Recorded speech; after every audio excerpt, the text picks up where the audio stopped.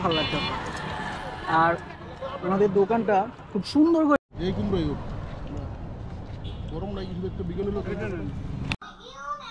যারা আগারগাঁও গিয়েছেন তারা অবশ্যই জানেন যে আগারগাঁওর দুই পাশে খাবারের কোনো অভাব নাই। তাই আজকের ব্লগটি আমি এমনভাবে শুরু করব যেটা আপনার জিভে জল অবশ্যই এনে দিবে। আজকে আমরা ভাজাপুরির ব্লগ করব, আলুর চপ, বেগুনি, পেঁয়াজু। চলেন আজকের ব্লগটি শুরু করা যাক।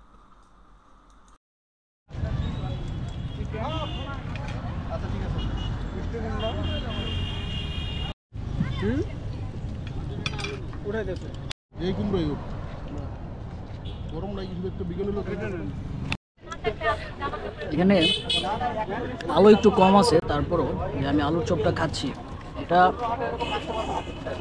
10 টাকা হলেও অন্যরকম জোস।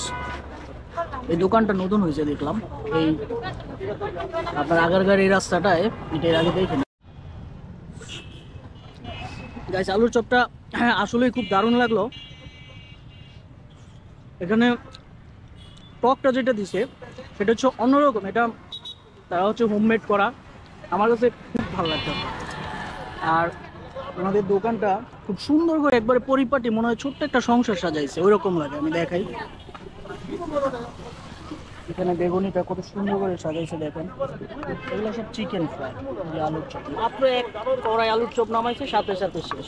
তো আমি বাসার জন্য একটু পার্সেল নেব চিন্তা করছিলাম, তো এখন আবার ওয়েট করতে হবে। মানে হচ্ছে চলতেছে ভালোই, খারাপ না।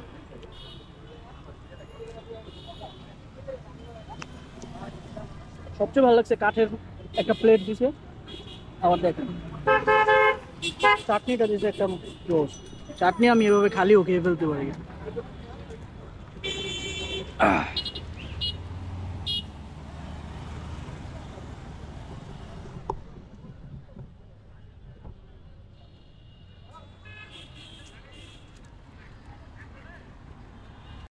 এই যে দেখেন আবার আলুর চপ বাঁচতেছে।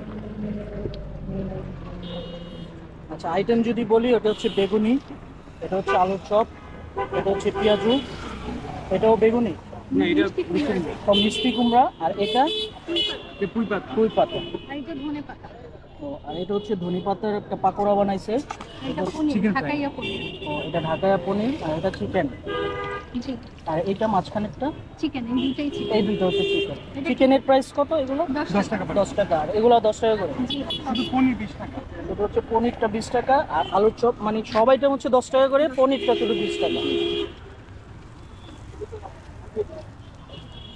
দেখেন কত সুন্দর। তো গাইস, যারা হচ্ছে ভাজাপুরি পছন্দ করেন, আমি আপনাদেরকে রেকমেন্ড করব যে এখানে একবার খেয়ে দেখবেন। এটা হচ্ছে আপনার পরিসংখ্যান ভবনটার পাশেই,